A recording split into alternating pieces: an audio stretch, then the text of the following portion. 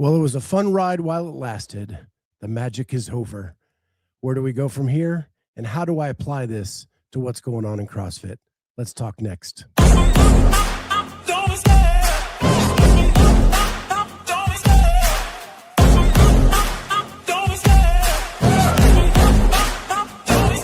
I love the chase and the hunt, and I set the pace when I'm running. I always take what I want and I always give it 100. Don't need a bank, no I'm funded. Play the game like it's nothing. I'm always thankful for something. Don't take for granted, stay humble. Now wake up!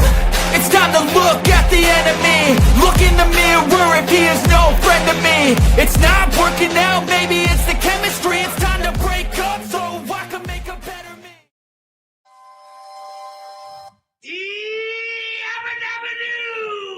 It's lunchtime.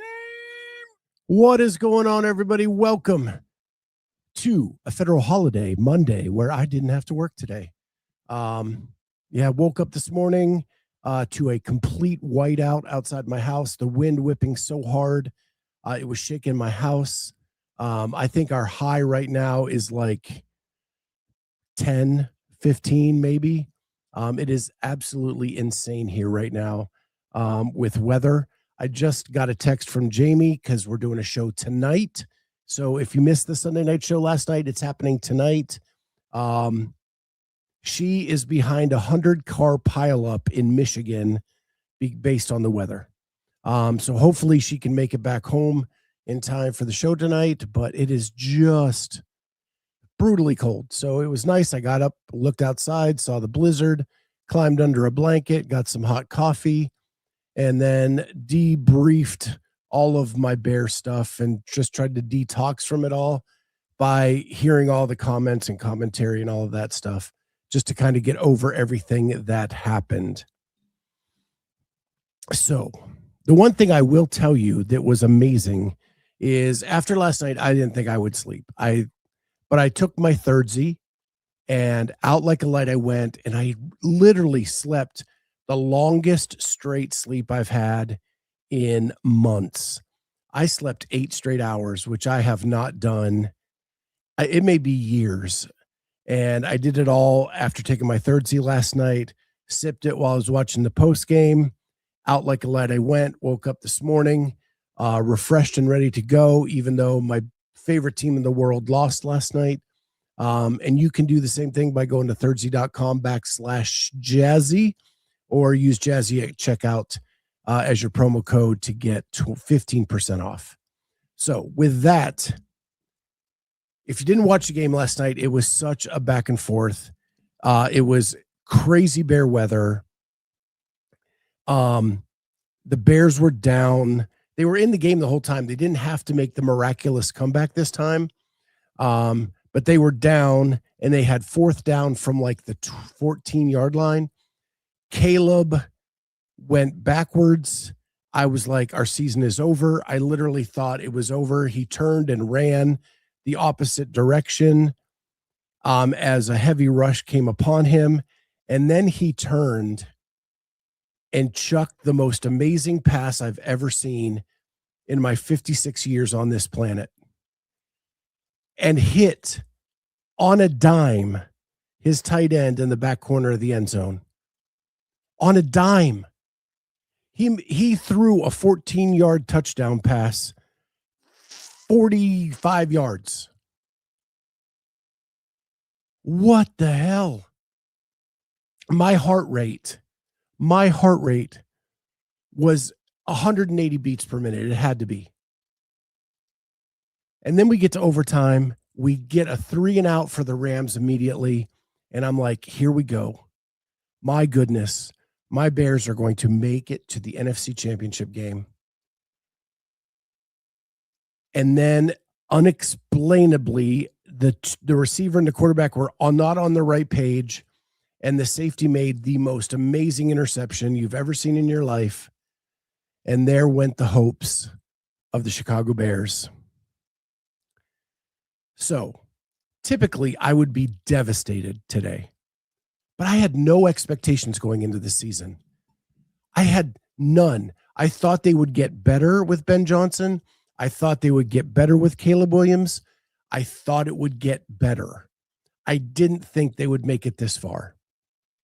I wasn't even sure they would make the playoffs. And then they make the playoffs. They win a playoff game. They do that by beating their arch rival of 106 years, which was awesome. And the future is bright. And I know nothing is guaranteed. I know the Commanders made it to the NFC Championship last year and then shit the bed this year. But this is different. They had old talent on that team. The Chicago Bears have young talent. They need a better defense. They've got a good offense. Can they build on that and get a more consistent defense to help out? I think they can. We have free agency coming. I think athletes are going to want to come play with Caleb Williams. I think he is an attraction now, which the Bears have never, ever had. I envied those teams that had the quarterbacks that drew talent to the team because of them. And I'm hoping that happens for the Bears. I've never seen it happen because the Bears have never had a quarterback like this. Never, ever, ever. And the fact that they do is hopeful. And now next year, they're going to have the expectations. So where do you go when you're playing a season with no expectations and you outshoot your coverage by a mile? And now next year, you're playing a first place schedule. You've got all these expectations. And where do you go from here?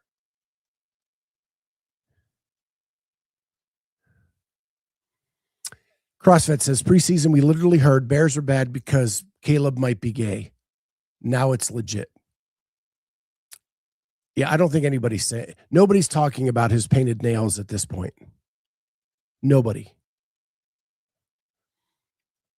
This doesn't hurt like double doink, I'm guessing. Not even close. Double doink, I thought that we had a legit shot to go to the Super Bowl that year. I had high expectations going into that year. This was just crazy. It's all Ken's fault. Sorry, I texted you. I jinxed it. As soon as I texted you, they're destined. It all turned. Yeah. You weren't the only one that texted me, just so you know.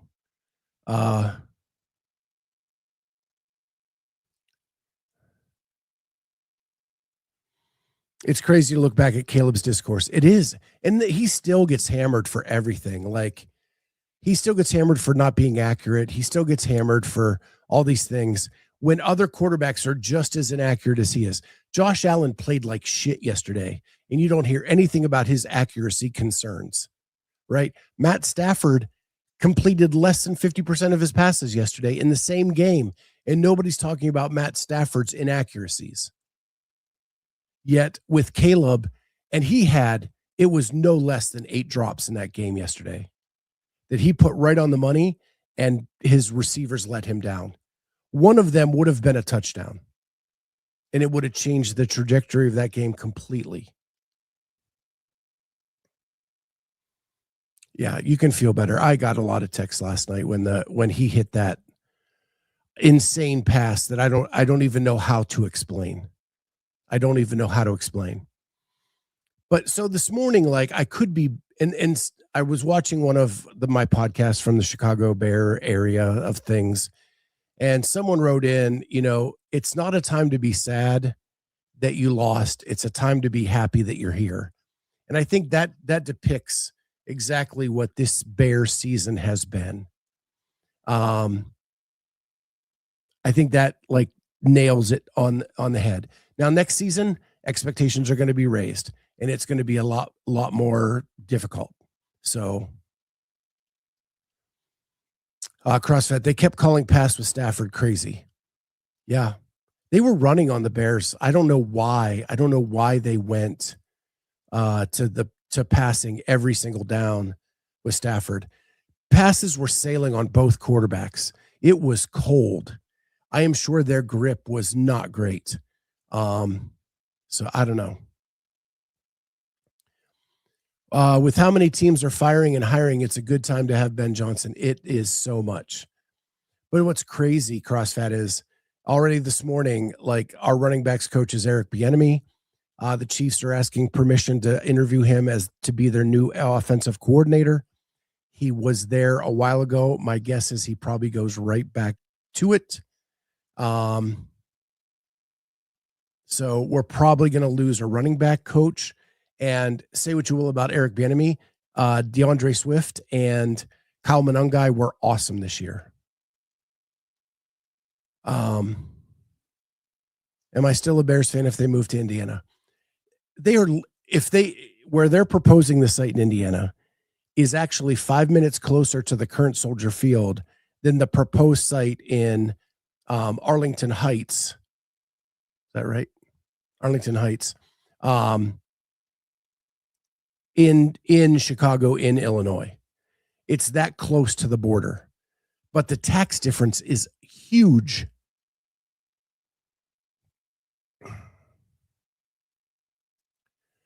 Do you think Caleb's success makes it more likely they will consider trading Tyson? I don't think so. I think backup quarterbacks are too necessary in these days. And no, I don't think they will. Plus, Tyson had the option to not sign an extension and go on the open market. And Tyson said in his press conference, he wanted to spend time with Ben Johnson to learn how to play NFL quarterback better. I think Tyson is playing the long game, and he's learning while he's being a backup quarterback right now, making millions of dollars, by the way. And then once he learns that system, which Ben Johnson takes a little bit of this, a little bit of that, a little bit of this, it'll help him get a job later down the road and probably make more when he goes out for that job than he would right now. So I think that he's going to play the long game.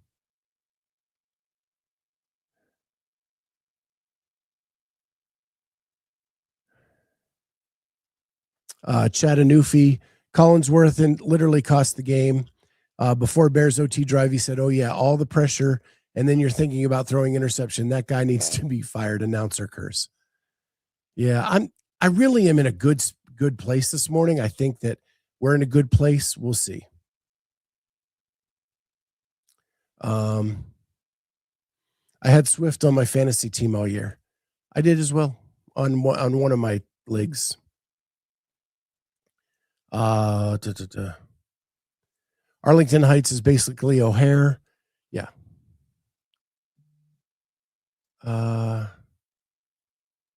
Tirico was great. Tirico's always great. His reaction to that pass that Caleb made was awesome. They've been playing it on Get Up this morning, and so good, so good. So that's where I am with the Bears. And if you follow the show and you follow me, you know, like I am a diehard Bears fan. I've been one since I've been 12 years old. I'm now 56, so that's a long time to be invested in a team.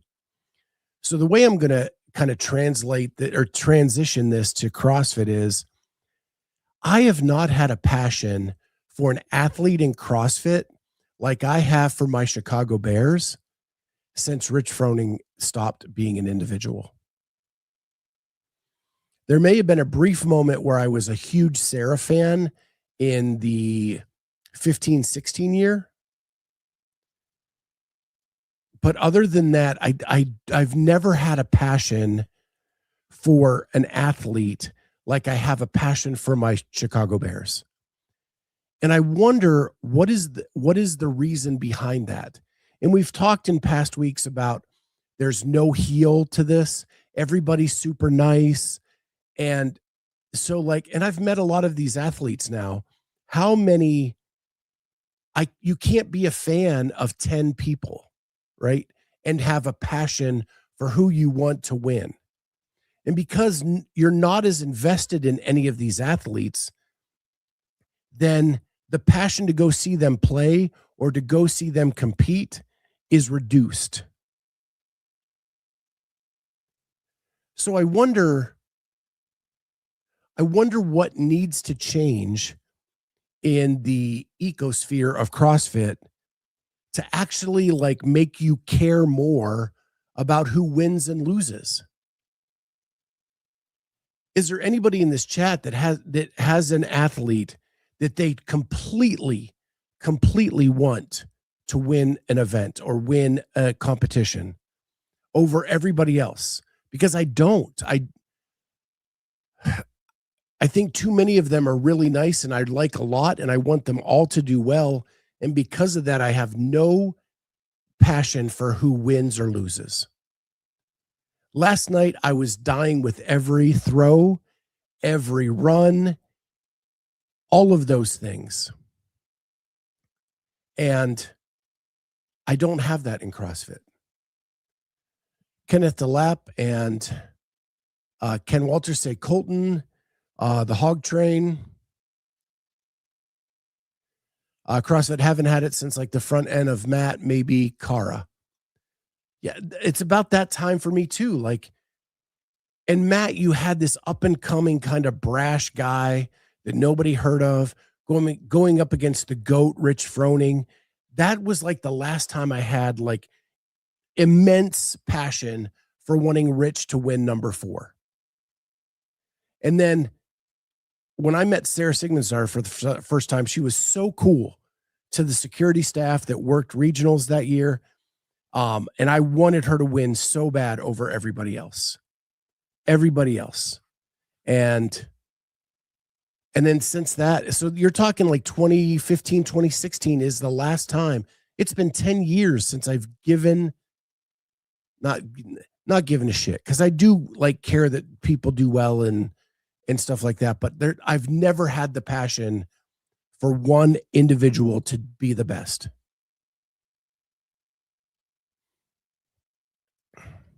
I find myself pulling for James the most.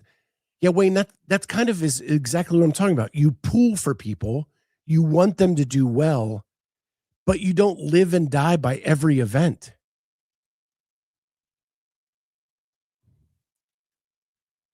CrossFit, I woke up, my kids yelling, I don't even like the Bears. Chattanooga, I have people I want to lose. Yeah, I think we need more of that. The more you want people to lose, the more you want people to win. Right? So, Jay Birch, I see you would love to see Dallin win it. And I would say that same statement. I would love to see Dallin win it. But will you live and breathe by every event when he does well or does not do well in his pursuit of that championship? That's the question. That's the difference. And it may sound slight, it may sound small, but it is how much that passion changes how much you're willing to invest into this sport. Are you willing to go watch them live? Are you willing to become a volunteer to get to events? Are you willing to do all these things to support that one person that you love and want to win? Larry Young, I was like that with Sarah early. The Ricky, the year he came back. So I think I root for the underdog. Again, I think all of those are relevant points. And I root for the underdog a lot as well. But I've never been, again, after Rich and maybe Sarah, I have never been passionate about that underdog or that person.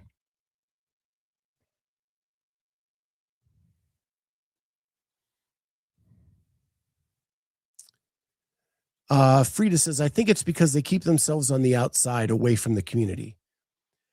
You can say that, but if I watch NFL games, I've never met a single Chicago Bear. There is no, they're attached to a city. Maybe that's what it is. Maybe it's they're attached to a city and a region of the country that gets behind them. And you see that passion in Europe when you go to like a European semifinal. That because you're connected to a country. There's so many little countries in Europe and everybody is attached to one, that you maybe feel more of allegiance because of your country than you do to the athlete. And maybe that spurns into, now I want the athlete to win. We don't have that, like, hey, Ariel Lowen's from Texas and I am too, so I really want Ariel to win. We just don't have that here. I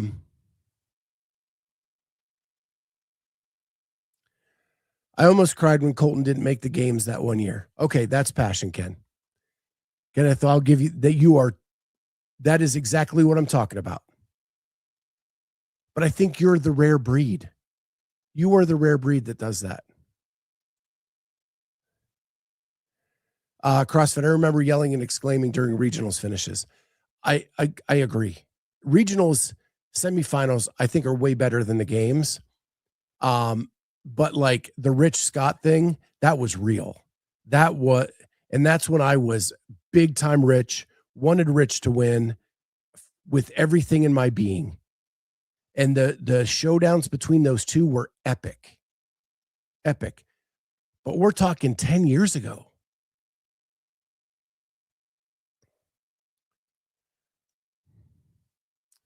There was story there. Judy Reed, KDO, you weren't alone. So Judy must have cried too when Colton didn't make the games. And that's the passion I'm trying to find. Where do we have it? And it sounds like in this chat, the only person that gets that kind of passion is Colton.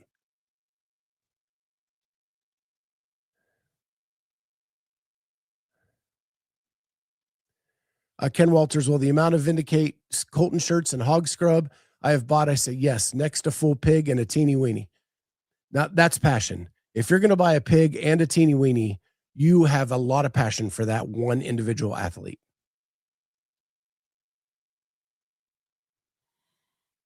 Bring back the Invitational. I think we have.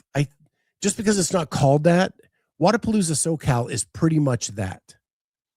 Now, do I think they need to expand it maybe to like a 3-team or a 4-team and maybe split up the world a little bit more? Sure.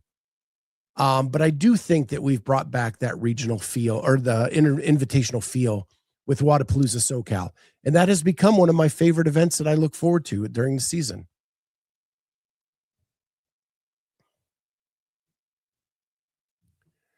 CrossFit says, I thought Ariel had that potential, but she kind of stepped back. Yeah, I think it's just the attitude around the sport and the way it's marketed.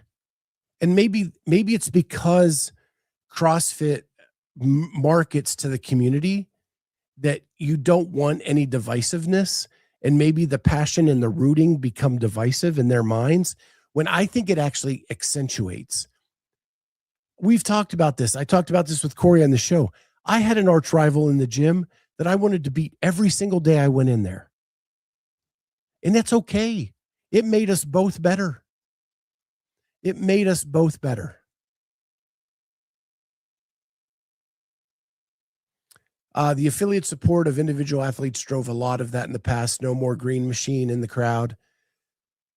That's a great point. Invictus brought the house. Here in the central region, if like when Christy was there, CrossFit Polaris was there behind her. When Rogue was here in Columbus, Christy was there and the whole gym was behind her. So there is probably something to, as regionals went away, we lost that linkage to the athletes we loved. But it also, the connection to the affiliate has gone away too. There are very few athletes now that are linked to a specific affiliate.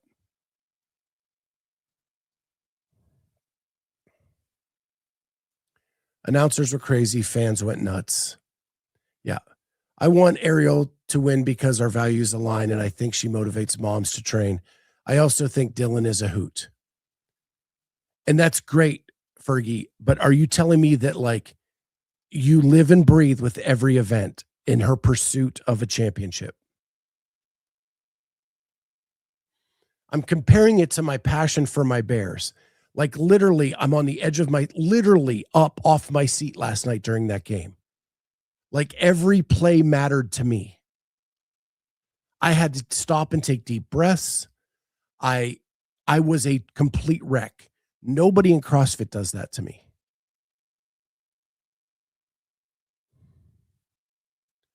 Jay Birch, yes, Josh Bridges would be that level for you. That is a perfect analogy. But he's no longer competing. So now you don't have that person that you root for like you did Josh. And I know you're out there paying the man every single day. And I know how you feel about Josh Bridges. So that is a perfect example. CrossFit says Ken always had a teeny. Oh, never mind. Yeah. We don't need to talk about Ken's teeny. It all feels like canned ads from athletes. It does. It does. The only people changing that are Colton and Hopper and Dallin. The trash talking is helping, but it's got to be more widespread. And I think we've lost it completely on the female side. There's one person that trash talks on the female side, and then she gets railed every time she says something, and that's Danielle Brandon. But I think there are people passionate about wanting her to win or passionate about wanting her to lose. Either way, she is the epitome of what she's like the Dallas Cowboys of CrossFit. You either love her or you hate her. She is the only female athlete that engages that kind of passion and that kind of guttural reaction about everything she does.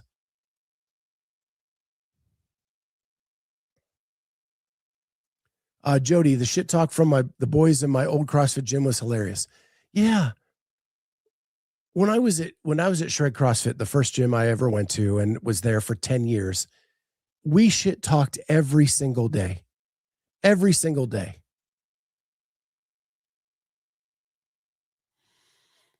Tristan says, do you think it's because it's not new anymore that plays in? Every comp is the same. Constant change to things irritating fans to a degree. Do you think people just don't care to get so invested? Okay, so here's my question to you, back to you, is when you watch football, do you care about the rules committee and what they talk about in the offseason, or do you care about what your hometown team or the team that you root for is doing to prepare for the next season? And I would say it's the latter for most fans. And the NFL has been around for 106 years. 106 years. It's not getting old to anybody. They're hitting ratings highs left and right to this day because people care who wins and loses.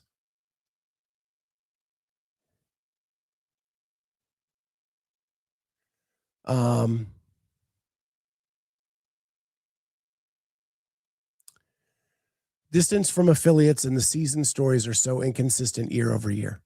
Well, I think we had a long time where we didn't tell any stories.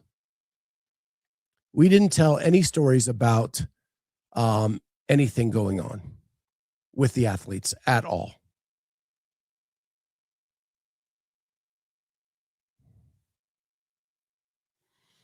Jay Birch asks, are the O'Connells in Idaho now? I know they're out west. They bought a home out there. I don't know exactly where it's at.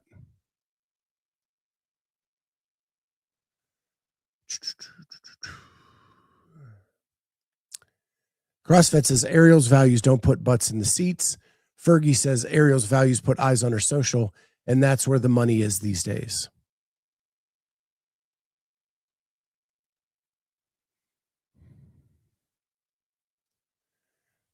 Jody says, thank God you didn't knock your heart out of arrhythmia from that game. Yeah, it was a concern at one point for sure.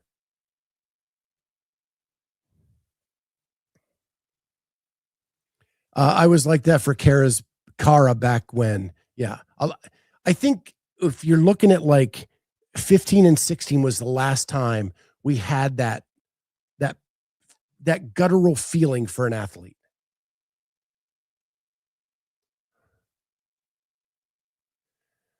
Fergie says Laura wears the black hat. That's all well and good, but she doesn't play in the season anymore.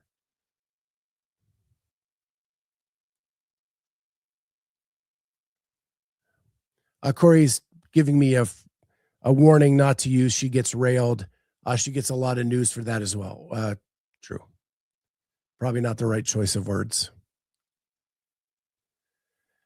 Jay Birch, true that. Love DBE and the Dallas Cowboys. See, you're one of those people.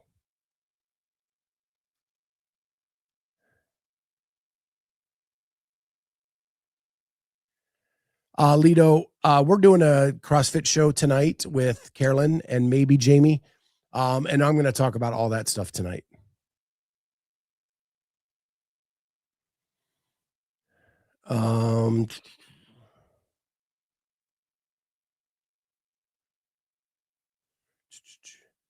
There's so many comments.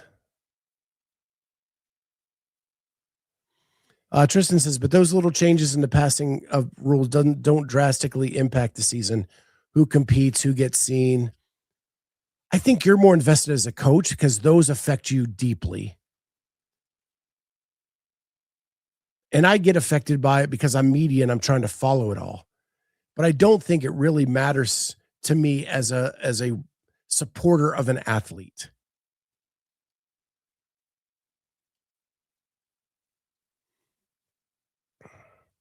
Tristan says that would be like the NFL moving half the games overseas every other year. They've moved so many games overseas. So many games. That's a bad example, Tristan. They're like half the season, there's a game at 9:30 a.m. Eastern time, which would be what, 6:30 a.m. Pacific time in Europe every single week. If you're a fan of those teams, that's not when I watch football.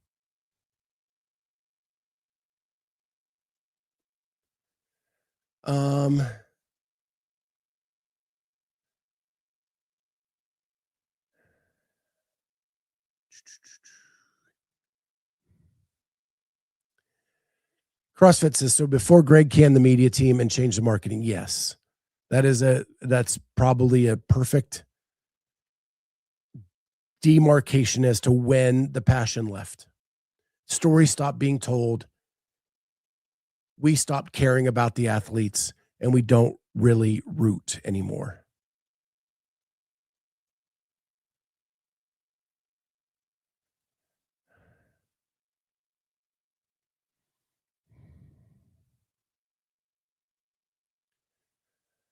Tristan says, but I feel it too, what you're getting at. I would have an athlete I cheered for crazy if I wasn't a coach anymore. I wouldn't have an athlete. Right.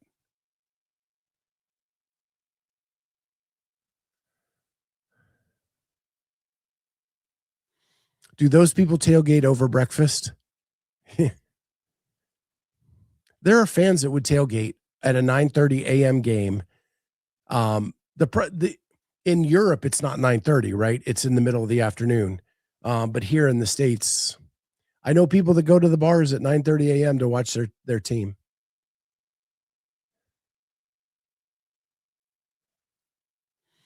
Fergie, the landscape has definitely changed from coaches as athletes to full-time athletes with sponsors, and we kind of lost the soul of the sport in exchange for shilling for sponsors. Here's my answer to that as well. Tons of every other sport has, I mean, my God, NASCAR has 800 logos on their fire suits, on their cars. Everybody shills for sponsors. Everybody's trying to make money. Everybody's trying to do it all. And they find a way to still maintain the connection with the fan base.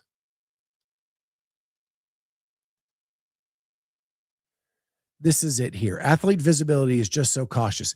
Everybody is afraid to show their true self and upset sponsors. That's where I think they're being given misguidance. Danielle Brandon has pissed off the world, and she probably has as many sponsors as any other athlete in the space, but nobody's learning from that. Colton got more sponsors when he looked in the camera and talked trash and cursed out this person or cursed out that person.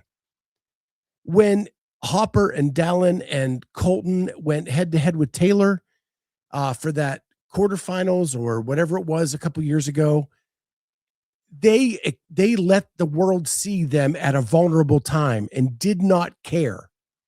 And because of that, they all grew in popularity.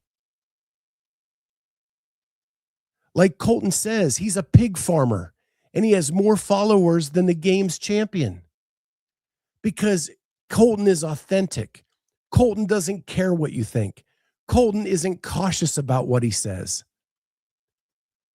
Danielle doesn't care. She may care what you say and she may respond to it, but she's going to say whatever she wants to say. And because of that, she has more followers than any of them. CrossFit says Guy. Guy doesn't care. Guy's going to do whatever he wants to do. People can tell him your cardio sucks. Your metabolic conditioning sucks, but you're going to lift a house and he doesn't care. And he's taking all of his followers to the bank.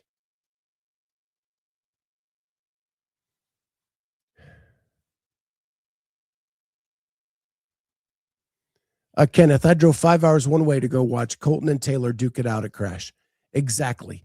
That's the stuff that's missing.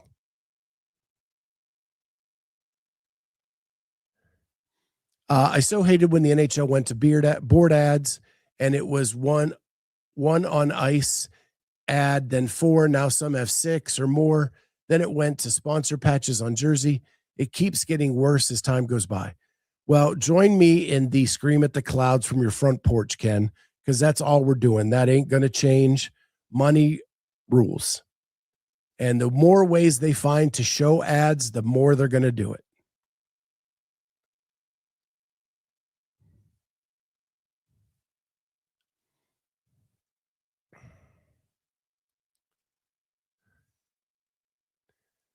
But you just said gyms used to show up for athletes, mainly because they are also coaches. I never could become a fan of Matt because he trained in his basement. The culture is in the affiliate. You may not be able to cheer for Matt because of that, but back when they made content that included Matt and told his story about eating the chop suey for lunch every day and not caring about his diet and just going to local competitions to make $1,000 here, $800 there. Everybody bought into that. And he had just as many fans at the games as Rich did because he was the anti-Rich. When the two of them went head to head, it was the climax of the popularity of the CrossFit Games, in my opinion, because you really cared which one of those two guys won. And it carried over a bit for me to Ben versus Matt because I wanted Ben to get his first win. And I didn't want Matt to win. But those stories were being told back then. They're not being told now.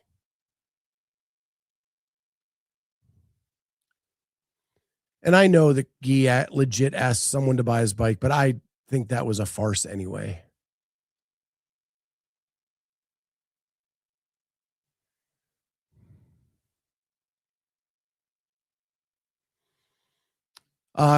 CrossFit, Ken Walters is responding to CrossFit. They all want more money. I get it. But the most recent NHL TV deals has them sitting just fine. Just fine ain't good enough for a big business. They want to maximize the amount of profit they can make on their advertising.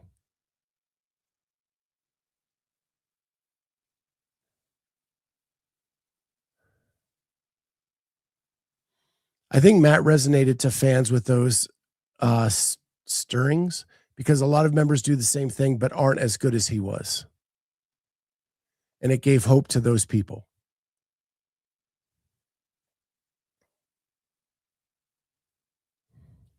Tia trained in her basement. I don't remember her being in an affiliate.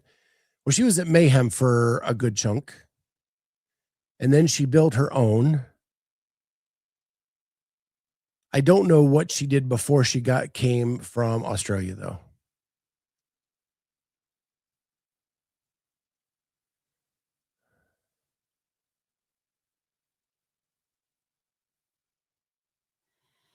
Now look at the landscape. Tia is thriving with Proven. Matt is struggling with HWPO. Tia engages the audience, and Matt does his own thing. You think the HWPO is struggling because you're looking at it from a games perspective and games athletes. HWPO is doing just fine with their programming, with all of the different facets and different sports that they reach out to. They are doing just fine.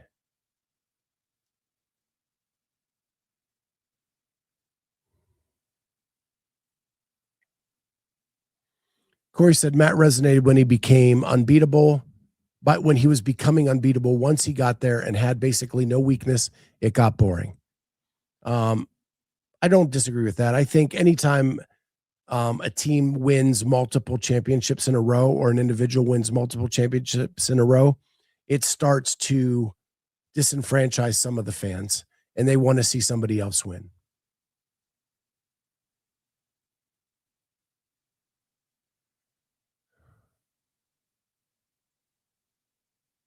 So, and Vicky says that Tia was at an affiliate in Australia as well.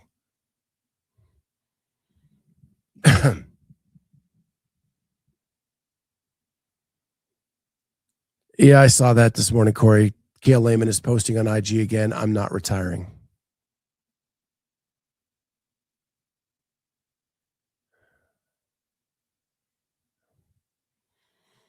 Clayton Wall, the connection to affiliates was never going to remain as the elite athletes increasingly focus on making competitive CrossFit career.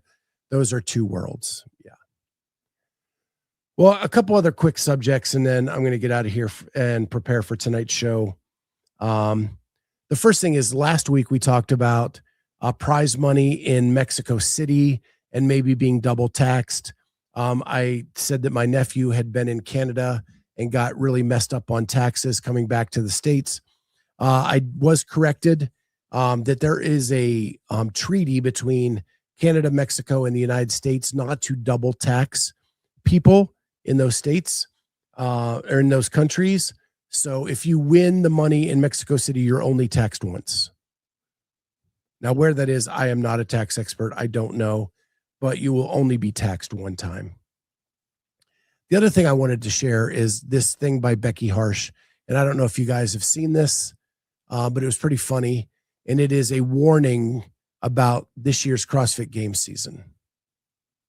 Have you or someone you loved been injured judging an open workout? No rep! No rep! No. Was it an athlete that doesn't adhere to movement standards throughout the year? No rep! Touch your chest! No rep! Go down! Don't hesitate. Contact your local CrossFit affiliate rep now. You are not alone. No rep! No rep! Stand up! No rep! No! You may be entitled to compensation. Get lower! No rep! Get lower! No rep!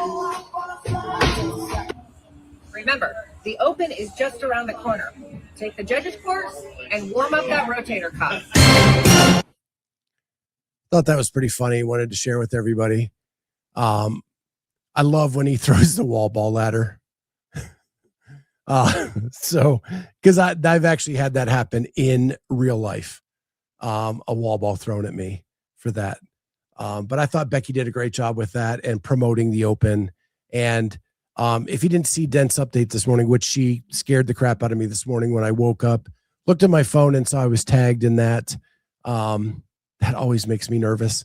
But I did see that she bought the bundle where she got the judges course, the open registration, and a t-shirt, all with the bundle. And that is an option this year with this year's open. So make sure to check that out. Jay Birch, especially with wall balls, been there. Yeah. I've had a wall ball or two chucked at me in my life. So the last thing I'm going to leave with, and this is just, when I was talking to Caroline Kluttz and I had her on the show a little bit ago, and she won the 35 to 39-year-old, she won the 35 to 39-year-old division of the CrossFit Games. And back then she told me kind of secretively that she was working with Mayhem to form a team. It came out today what that team is. And I just want to show you that video now, because I was kind of surprised who it was. So with that, here we go.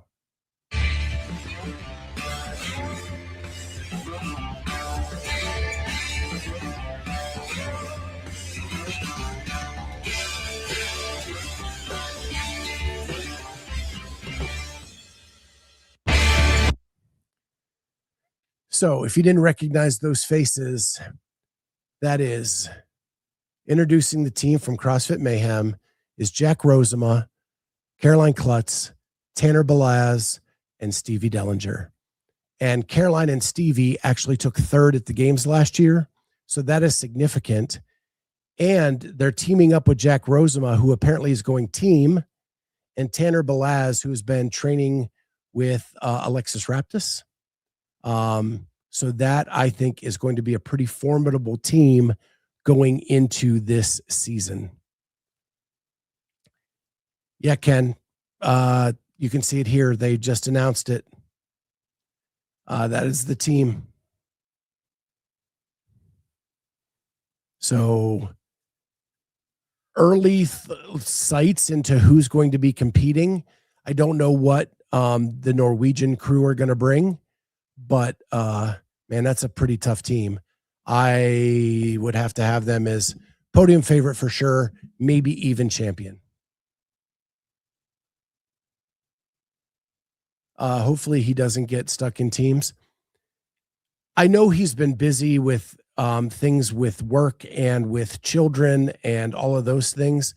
And maybe he just needs a year to work on weaknesses.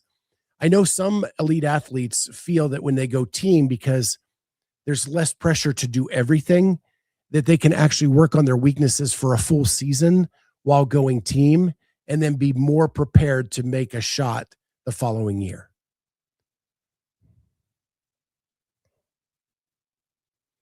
Now, if there were only a way to make teams more watchable, I agree.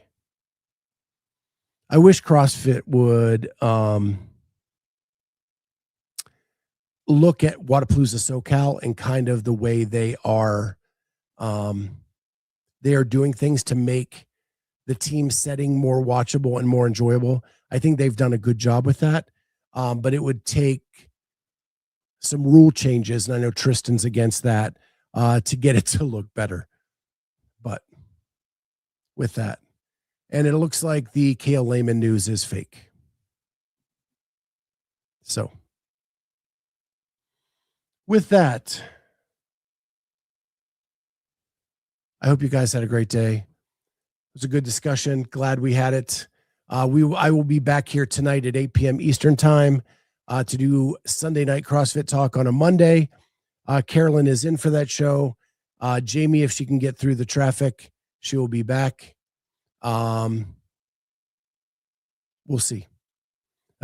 With that, hope everybody had a great day. Make sure you like and subscribe to the channel, and we will see you tonight at 8 p.m. Thank you so much. Bye, guys.